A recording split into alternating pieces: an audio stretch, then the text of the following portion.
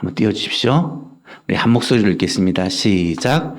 오늘 우리에게 일용할 양식을 주시옵고 우리가 우리에게 죄 지은 자를 사하여 준 것 같이 우리 죄를 사하여 주시옵고 우리를 시험에 들게 하지 마시옵고 다만 악에서 구하시옵소서.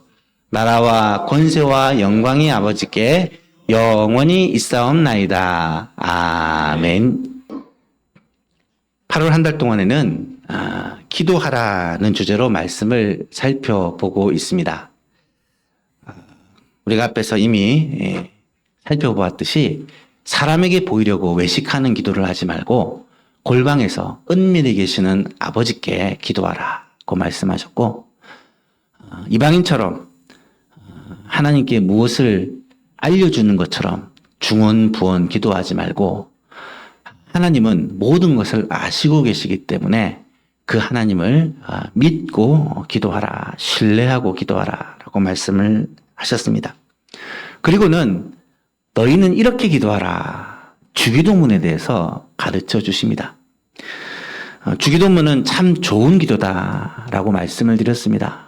우리가 기도할 때 주기도문을 잘 연구하고 이 기도를 중심으로 기도하면 하나님이 기뻐하시는 기도, 응답받는 기도를 하나님께 드릴 수 있다라고 말씀드렸죠. 주기도문은 보통 한 10가지 정도로 나눠볼 수 있는데 앞에 4가지가 하나님 나라를 위한 기도고 뒤에 6가지가 구체적인 필요를 위한 기도다라고 말씀을 드렸죠. 지난주에는 그중에서 앞부분 4가지에 대해서 살펴보았습니다. 첫 번째가 무엇이었습니까? 하늘에 계신 우리 아버지요. 하늘에 계신 우리 아버지요. 하나님을 아버지라고 부르고 있습니다. 그것도 하늘에 계신 모든 영광과 능력을 받으시기에 합당하신, 그리고 모든 것을 다 하실 수 있는 전능하신 하나님을 아버지라고 부르며 기도한다라는 거죠. 그리고 이름을 거룩히 여김을 받으시오며 라는 말은 가장 먼저 하나님께 감사와 찬송과 영광을 돌려드려야 된다. 기도할 때 시작할 때부터 하나님 어쩝니까? 이러지 마시고 처음에 기도할 때 항상 하나님께 감사와 찬송과 영광을 올려드릴 것이 중요하다라는 거죠.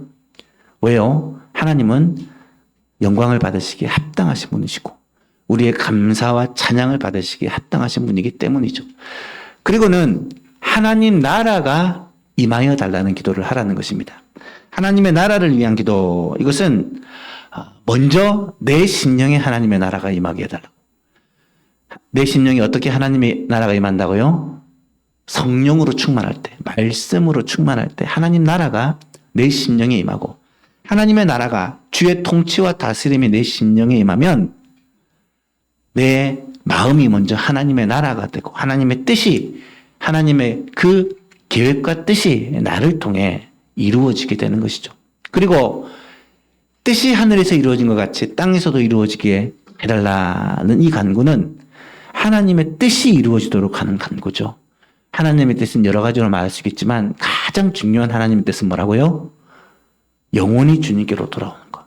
죽은 영혼이 주님께로 돌아와 구원을 받는 것, 영생을 얻는 것. 이게 하나님의 뜻이라고 말씀을 드렸습니다. 그래서 영혼 구원을 위해서 기도하는 것이 하나님이 가장 기뻐하는 기도의 제목이다라는 사실을 우리는 알아야겠습니다. 그리고 오늘은 구체적인 필요를 위한 6가지 기도 제목에 대해서 이어서 살펴보고자 합니다. 5번째로 오늘 우리에게 일용할 양식을 주시옵고 라는 기도입니다. 굉장히 현실적인 문제로 기도를 하는데 그 첫 번째가 뭐냐면 일용할 양식, 날마다 우리에게 필요한 양식을 달라는 기도입니다. 오늘 우리에게, 오늘이라는 단어는 말 그대로 today, 바로 오늘을 가리키는 단어인데, 여러분 예수님은 매일매일 하나님과 기도로 하루를 시작합니다. 왜 그러냐면 오늘만 우리에게 속한 날이기 때문입니다. 여러분 내일도 우리의 날이 아니고요, 어제도 우리의 날이 아니에요. 하나님은 우리에게 오늘을 주셨습니다. 오늘 하루를 살 동안 하나님께서 우리에게 함께 하시고 하나님께서 우리에게 은혜를 베푸기를 사모하고 기도하는 것. 오늘 우리에게 일용할 양식을 달라고 기도하는 것. 이것은 매우 중요한 기도다라는 사실입니다. 주님은 이렇게 말씀하시죠. 그러므로 내일 일을 위하여 염려하지 말라. 내일 일은 내일이 염려할 것이요. 한날의 괴로움은 그날로 족하다. 내일 일은 내일이 염려한다. 이 말은 비유적인 표현이지만 딱 그 맞는 말입니다. 내일 일은 내일이 염려하면 됩니다. 내일 내가 염려하는 게 아니라 내일이 염려하면 돼요. 오늘 괴로움은 그날로 족하다라고 말하면서 먼저 하나님의 나라와 그의 의를 구하며 살 것을 우리에게 명령해 주십니다. 일용할 양식이라는 표현도 비슷한 의미입니다. 일용할 양식이라는 말은 하루에 필요한 양식을 가리키는 거죠. 매일매일 필요를 위해 하나님 앞에 구하라는 거죠. 근데 여러분, 좀 이상한 점은 예수님은 무엇을 먹을까, 무엇을 마실까, 무엇을 입을까 염려하지 말라고 가르칩니다. 무엇을 먹고 무엇을 입고 무엇하며 살고 이제 어떻게 살아야 되는지 염려하는 것은 이방인들이 하는 것이다. 왜냐하면 너희의 아버지, 하늘 아버지께서는 너희에게 있어야 할 것이 무엇인지를 알기 때문에 이런 먹고 사는 문제에 대해서 근심하고 걱정하고 염려하며 살지 말라고 분명히 말씀을 하십니다. 마태복음 6장에 보면 공중의 새를 보라. 심지도 않고 거두지도 않은데 창고에 모아두지도 않은데 하나님이 다 먹이시고 하나님께서 그들을 다 기르시지 않느냐. 또 들의 백합화를 보라. 아름다운 옷을 입고 살지 않느냐. 하나님이 다 입히시지 않느냐. 비유를 들면서 뭐라고 말합니까? 오늘 있다가 내일 아궁이에 던져지는 들풀도 하나님이 이렇게 입히시거든 하물며 너희일까 보냐 믿음이 작은 자들아. 그러므로 염려하여 이르기를 무엇을 먹을까 무엇을 입을까 무엇을 마실까 하지 말라. 이것은 다 이방인들이 구하는 것이고 너희 하늘 아버지께서는 이 모든 것이 너희에게 있어야 할 줄을 아시느니라 라고 말씀을 하십니다.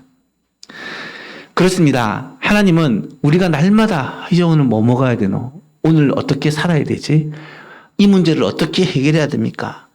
그렇게 염려와 근심에 쌓여 사는 것을 원하지 않으신다는 말입니다. 하나님을 우리 아버지로 믿고 의지한다면, 하나님이 신뢰한다면 하나님 아버지께서 나의 필요를 아시고 채우신다는 사실을 믿고 살아야 된다는 말이죠. 그렇다면 왜 오늘 우리에게 일용할 양식을 달라고 날마다 기도하라는 것일까? 그 이유가 뭘까?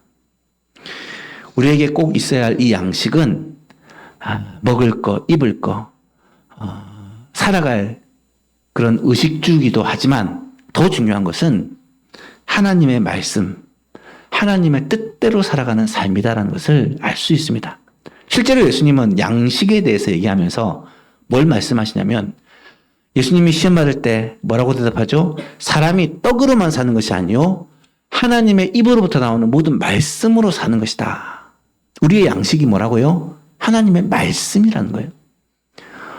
또 예수님은 제자들에게 이렇게 말씀하십니다. 내게는 너희가 알지 못하는 먹을 양식이 있다. 제자들이 누가 먹을 것을 갖다 줬나 보다 생각했으니까 예수님이 뭐라고 대답하죠?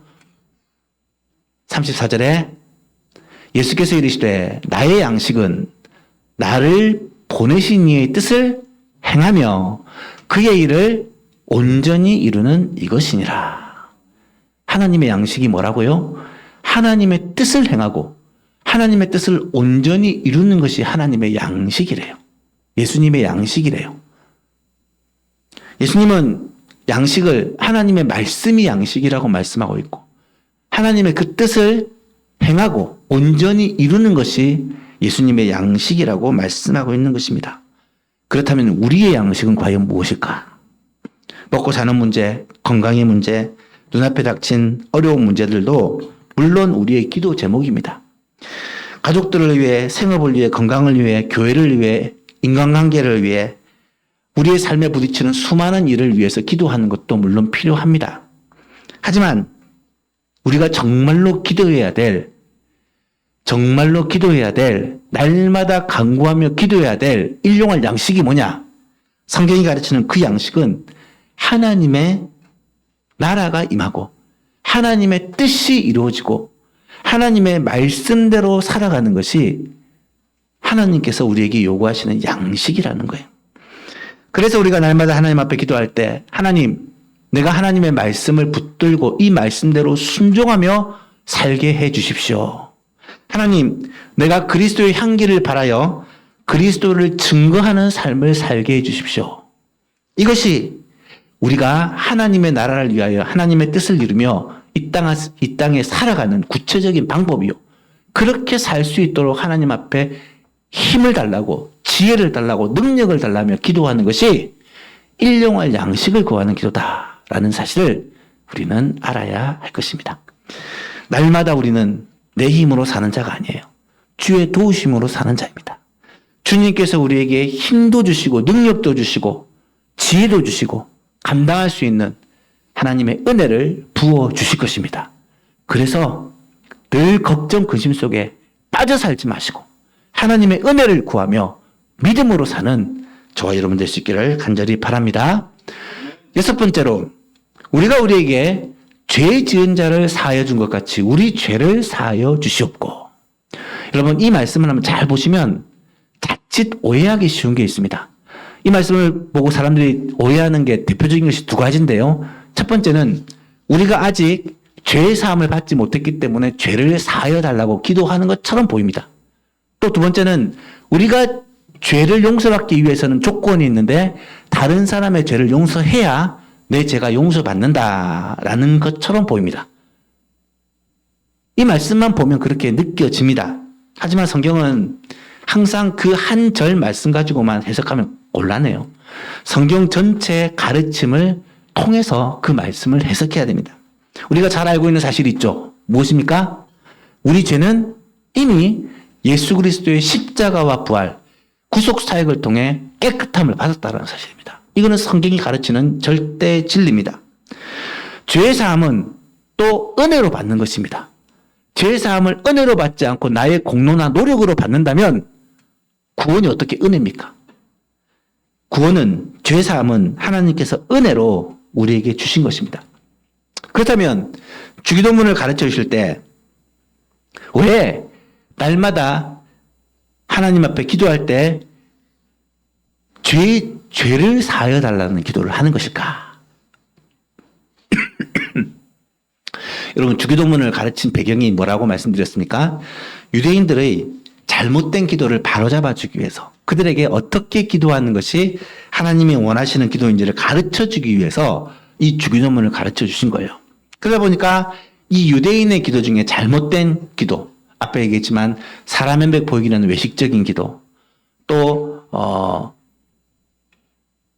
말을 많이 해야, 간절히 기도해야, 내가 애써 노력해야 받는다라는 이 보상 심리를 가지고 율법적인 기도를 드리고 있었다라는 거예요. 그 부분에 대해서 예수님은 인간의 공로로, 인간의 노력으로 무언가를 얻는 게 아니다라는 것을 말씀해 주고 있습니다. 그렇다면 오늘 본문에 나타나는 우리가 우리에게 죄 지은 자를 사하여 준 것 같이 우리 죄를 사하여 달라는 이 기도는 과연 어떤 기도일까?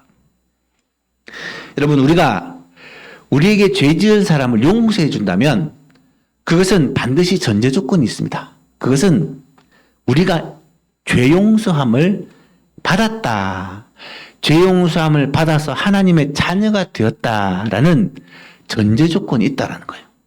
만약에 내가 죄 용서함을 받지 않고 여전히 죄 가운데 있다고 하면 다른 사람의 죄를 용서해 줄 수 없을 뿐만 아니라 용서해 준다 해도 소용이 없다는 거예요. 여러분, 중심으로 죄 용서를 하기 위해서는 내가 먼저 죄 용서함의 확신을 가져야 합니다. 너무 중요합니다. 사도 바울은 용서에 대해서 가르칠 때마다 이 사실을 항상 같이 언급을 합니다. 에베소서 4장에 보면 서로 친절하게 하며 불쌍히 여기며 서로 용서하기를 하나님이 그리스도 안에서 너희를 용서하신 것처럼 서로 용서하라고 가르칩니다.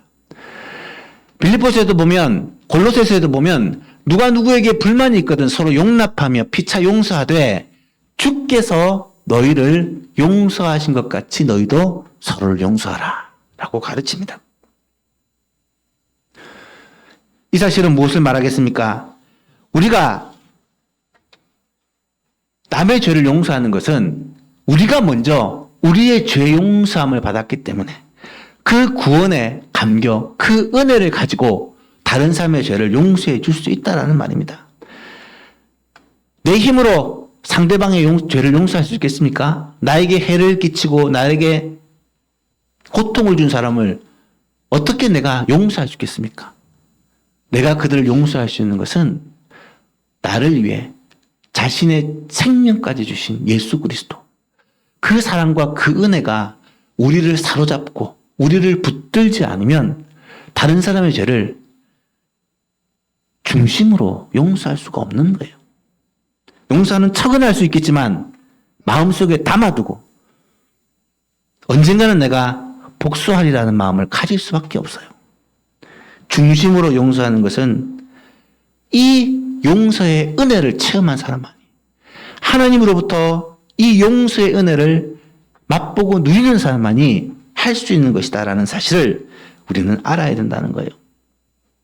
그렇다면 14절, 15절 오늘 본문 읽진 않았지만 바로 이어서 나오는 내용이죠. 너희가 사람의 잘못을 용서하면 너희 하늘 아버지께서도 너희 잘못을 용서하려니와 너희가 사람의 잘못을 용서하지 아니하면 너희 아버지께서 너희 잘못을 용서하지 아니하리라. 이 말씀은 어떻게 해석해야 되느냐? 이 말씀을 그대로 보면은 내가 용서하면 용서를 받지만 만약에 다른 사람의 잘못을 용서 안 하면 너도 하나님이 용서 안 하신다. 이런 말처럼 보입니다. 그러면 적어도 주기도문을 하려면 다른 사람의 죄를 용서하고 이 기도를 드려야 되지 않겠습니까? 여러분, 이 또한 비슷한 맥락에서 해석할 수가 있습니다. 하나님으로부터 정말로 어마어마한 죄 용서함을 받은 자라면 우리의 형제의 사소한 죄를 우리는 얼마든지 용서할 수 있다라는 말이고, 바꿔 말하면 만약에 정말로 하나님으로부터 이 죄 용서함의 기쁨과 감격을 누린 사람이 형제들의 조그마한 실수를 용서하지 못하고 만약 이것을 참지 못한다고 하면 그것은 진짜 죄 용서함을 경험하지 못한 사람이다라는 증거로 볼 수 있는 것이죠. 그래서 예수님은 하나의 비유를 들죠. 1만 달란트 빚진 자와 500데나리온 빚진 자의 비유입니다. 여러분, 1만 달란트 빚을 졌습니다. 1만 달란트가 얼마인 줄 아십니까? 1달란트가 보통 한 3억에서 5억이라고 얘기를 합니다. 1달란트가. 3억에서 5억이라고. 현재 시가로. 그러면 1만 달란트는 얼마예요? 계산 안 되죠. 3조에서 5조. 보통 사람들이 아마 몇백 년을 벌어도 벌 수 없는 그런 어마어마한 가치입니다. 근데 그 1만 달란트를 빚졌다는 것은 생명으로도 갚을 수 없는 거예요. 근데요, 그 빚을 탕감해 줍니다. 그냥 없다고 해주는 거예요. 탕감해 줍니다. 여러분, 우리가 그 은혜를 입은 자들입니다.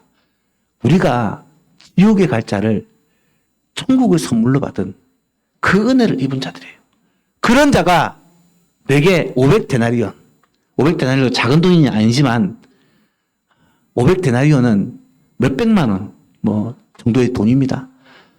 이 500데나리온 빚진 자에게 가서 멱살을 잡고 옥에 가두고 이 돈을 갚을 때까지 내가 너를 풀어주지 않겠다고 큰 소리치는 이 사람을 하나님이 보신다면 내가 너에게 1만 달란트 수조의 돈을 탕감해 주었는데 형제에게 조그마한 돈을 가지고 그렇게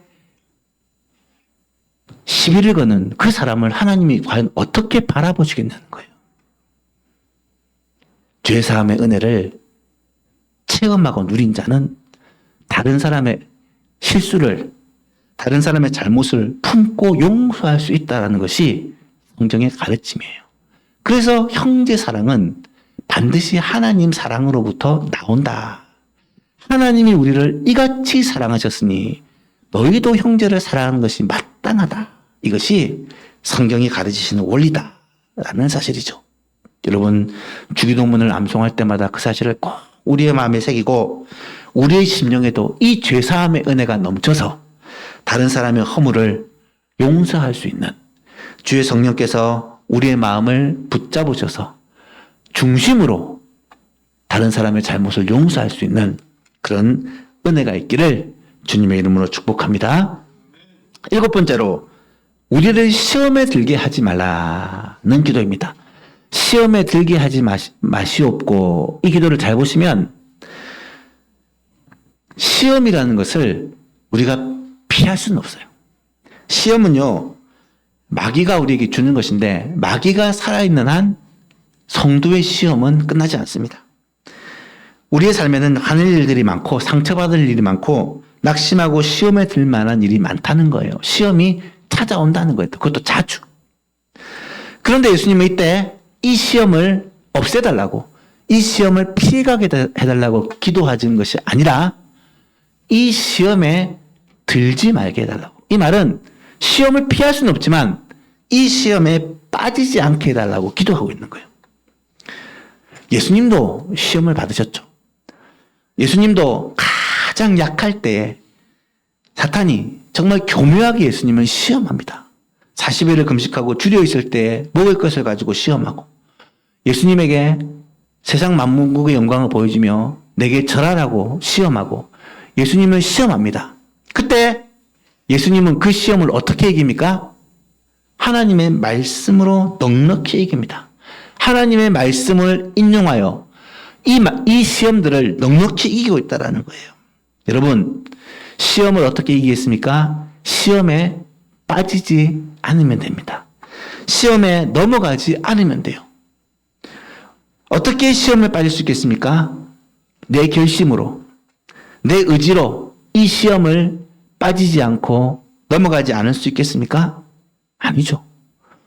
시험에 빠지지 않고 이 모든 유혹으로부터 승리하는 비결은 결국 성령님의 도우심입니다. 하나님이 도와주셔야 우리는 승리할 수 있죠. 그래서 예수님은 명령하죠. 시험에 빠지지 않게 기도하라. 시험에 걸려 넘어지지 않게 기도하라. 기도해야 성령께서 우리를 붙들어 주시고, 기도해야 주님이 주시는 힘으로 이 시험을 이겨나갈 수 있기 때문에 기도하라는 말이죠. 우리의 마음에 근심, 걱정, 불안, 두려움이 밀려올 때가 있습니다. 정욕의 마음, 탐심의 마음이 불타오를 때가 있습니다. 원망과 불평의 마음, 미움과 복수하고 싶은 마음이 들끓어오를 때가 있습니다. 좌절하고 낙심하고 모든 것을 포기하고 싶은 마음이 들 때가 있습니다. 여러분, 시험입니다. 시험입니다. 이때 어떻게 해야 됩니까? 시험에 들지 않도록, 이 시험을 이길 수 있도록 주의 도움을 구하며 기도하는 거예요. 그럴 때에 하나님은 우리를 도와주십니다. 내 안에 계신 성령님은 나를 붙들어 주십니다. 그래서 이 시험을 넉넉히 이기고 승리할 수 있도록 우리와 함께 해주신다는 거예요. 시험에 빠지지 않게, 시험에 걸려 넘어지지 않게, 시험을 만나지만 그 시험을 넉넉히 이기고 승리할 수 있도록 기도하는 저와 여러분 될 수 있기를 바랍니다. 8번째로, 다만 악에서 구하옵소서.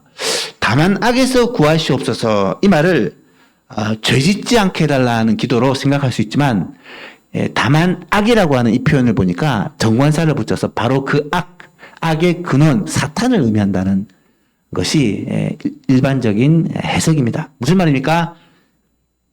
사탄에게서, 마귀에게서 우리를 구원해 달라는 말이에요. 여러분, 항상 문제만 바라보고 시험만 바라보고 죄만 바라보고 살면 우리는 그 가운데서 영적인 싸움에서 승리하기가 쉽지 않습니다. 눈앞에 닥치는 것은 시험이고 어려움이고 고통이고, 눈앞에 닥쳐오는 것은 문제지만 그 너머에는 누가 있다? 항상 마귀가 있다는 거예요. 항상 영적인 세력이 있다는 거예요. 그것을 우리는 간파하여 볼 수 있어야 한다는 것입니다.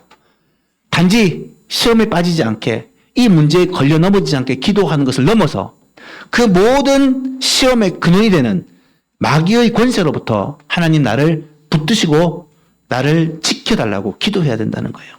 그래서 바울사도는 이것을 영적인 싸움이라고 표현하면서 우리의 씨름은 혈과 육을 상대하는 것이 아니고 통치자들과 권세들과 이 어둠의 주관자들과 하늘에 있는 악의 영들, 사탄의 권세를 향한 싸움이라는 것을 분명히 말하면서, 그러므로 하나님의 전신 갑주를 취하고 이 싸움에서 승리하라고 권면합니다. 악한 날에 너희가 능히 대적하고 그 모든 일을 위해 한 위에 서기 위함이라. 18절에 보니까 모든 기도와 간구를 하되 항상 성령 안에서 기도하고 이를 위하여 깨어 구하기를 항상 힘쓰며. 보십시오. 모든 기도와 간구를 하고 성령 안에서 기도하고 깨어 구하기를 항상 힘쓰며. 기도하라는 말이 한 절 안에 4번이나 다른 단어를 사용해서 강조를 합니다. 결국 이 영적인 전쟁에서 승리의 비결이 뭐냐? 기도라는 거예요. 기도. 기도해야 사탄의 권세가 묶임을 당하고 기도해야 사탄의 권세가 물러가고 승리할 수 있다는 거죠. 시험에 빠지지 않게 기도하지만 그 배후에 있는 사탄의 권세를 묶으시고 이기신 예수님의 그 능력을 의지하며 모든 악에서 사탄의 권세로부터 하나님 나를 구원하여 주십시오. 건져 주십시오. 승리케 하여 주옵소서. 기도하는 저와 여러분 될 수 있기를 바랍니다. 9번째로 나라와 권세와 영광이 아버지께 영원히 있사옵나이다 라는 기도입니다. 기도 중에는 마지막 기도 제목인데 사실 이것은 기도라기보다는 하나님을 향한 찬송과 영광과 송영이라고 표현할 수 있죠. 나라와 권세와 영광이 아버지께 영원히 있사옵나이다. 나라는 무엇을 말하겠습니까? 하나님의 통치가 이루어지는 그 나라. 사실은 모든 곳이 하나님의 통치의 영역이죠. 권세는 이 땅을 하나님의 나라로 만들어 가시는 하나님의 그 능력과 권세를 가리키는 겁니다. 영광은 하나님의 나라가 이루어짐으로써 나타나는 하나님의 영광을 가리킨다라고 표현할 수 있습니다. 따라서 나라와 권세와 영광이 이 모든 것이 영원토록 아버지께 있습니다. 이 표현은 하나님께 영광과 찬송과 권세를 올려드리는, 하나님을 찬양하고 우리의 신앙을 고백하고 하나님께 영광을 올려드리는 우리의 찬송과 송영이다라고 표현할 수가 있겠습니다. 그래서 전에 번역에서는 이 앞에 뭐라고 붙었어요? 대개라는 말이 무슨 뜻입니까? 대충 그렇다는 말입니까? 왜 대개라는 말이 붙었는지 모르겠는데 이 원어를 보시면 희나라는 접속사가 붙어 있어요. 이 희나는 대부분 왜냐하면 이유접속사로 해석이 됩니다. 왜냐하면 나라와 권세와 영광이 다 아버지께 영원토록 있기 때문입니다. 이 말이 무슨 말입니까? 우리가 하나님께 기도하는 그 이유가, 하나님께 기도하여 응답받을 수 있는 이유가 뭐냐? 이 모든 나라와 권세와 영광을 가지고 계신 하나님 아버지께 지금 내가 기도하는 것이기 때문에. 여러분, 우리가 하나님께 기도할 수 있는 이유가 무엇입니까? 우리의 기도가 응답될 수 있는 이유가 무엇입니까? 그것은 하나님께서, 우리가 기도하는 그 하나님 아버지께서 나라와 권세와 영광이 무궁하신 참 하나님, 전능하신 하나님, 만유의 주 하나님이시기 때문에 우리는 하나님께 이 기도를 드릴 수가 있다라는 거예요. 주기도문은 영광과 찬송으로 시작해서 마지막에 또 영광과 찬송으로 끝납니다. 우리의 기도도 마찬가지입니다. 하나님께 감사하고 찬송하며 시작해서 결국은 하나님께 감사하고 찬송하며 마무리할 수밖에 없다라는 사실을 우리는 알아야 됩니다. 기도를 통해 우리의 신앙을 하나님께 고백하는 저와 여러분 될 수 있기를 간절히 바랍니다. 마지막 10번째로 아멘이라는 기도입니다.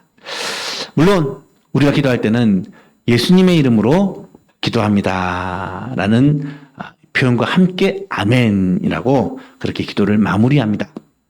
아멘이라는 것은 히브리어를 음력한 것인데 동의한다, 찬성, 동의 이런 의미입니다.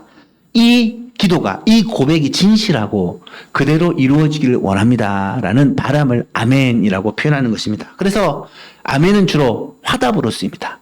누가 뭐라고 하나님을 찬양하라 하면은 성도들이 아멘, 말씀을 선포하면 성도들이 아멘이라고 얘기하는 것은 그 말씀이 맞습니다, 찬성, 동의, 그 말씀대로 이루어지기를 원합니다 라는 그 마음을 담아 아멘이라고 표현하는 것입니다. 요한계시록의 제일 마지막 장 마지막 절에 이렇게 기록이 되어 있습니다.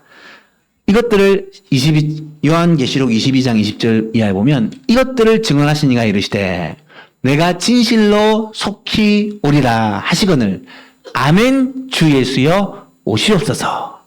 주 예수의 은혜가 모든 자들에게 있을지어다. 아멘.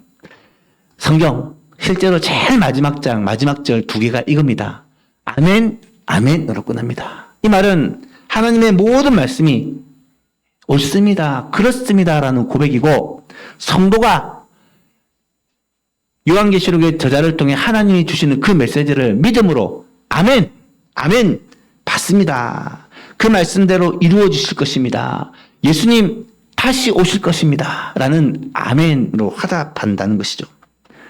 그렇습니다. 우리가 기도를 마칠 때 항상 아멘이라고 마무리하는 것은 우리의 기도가 참되고 이 말씀대로 하나님의 약속대로 이루어 주실 것을 확신합니다. 믿음으로 고백하는 것이고, 이 기도가 하나님께 상달되기 위해서는 반드시 예수님의 이름으로 하나님께 올라가기 때문에 예수 그리스도의 이름으로 기도합니다. 아멘이라는 것을 빼서는 안 된다는 거예요. 모든 기도에는 반드시 예수 그리스도의 이름으로 기도합니다. 아멘이라는 이 기도를 항상 빠지지 말고 해야 된다라는 사실을 우리가 알아야 되겠습니다. 말씀을 맺고자 합니다. 주기도문은 사람이 만든 기도가 아닙니다. 예수님이 직접 가르치신 기도입니다. 하나님이 직접 우리에게 가르쳐 주신 기도입니다. 하나님이, 여러분 앞에 제가 말씀드렸죠. 기도는 내가 원하는 것을 하나님께 구해서 받는 것이 아니라 하나님께서 원하시는 것을 우리의 기도를 통해 이루어 가시는 하나님의 방법이라고 말씀을 드렸죠. 그렇다면 가장 좋은 기도는 하나님이 원하시는 뜻대로 하는 기도이죠. 그러면 주기도문은 기도 중에 최고로 좋은 기도라고 분명히 말할 수가 있습니다. 이 주기도문의 기도를 배웠으니까 이제 우리가 기도할 때 이 주기도문의 순서와 원리를 잘 생각하면서 하나님이 가장 기뻐하시는, 하나님이 원하시는 기도를 드릴 수 있기를 원합니다. 항상 처음과 마지막은 무엇으로요? 감사와 찬송으로, 하나님께 영광 돌림으로.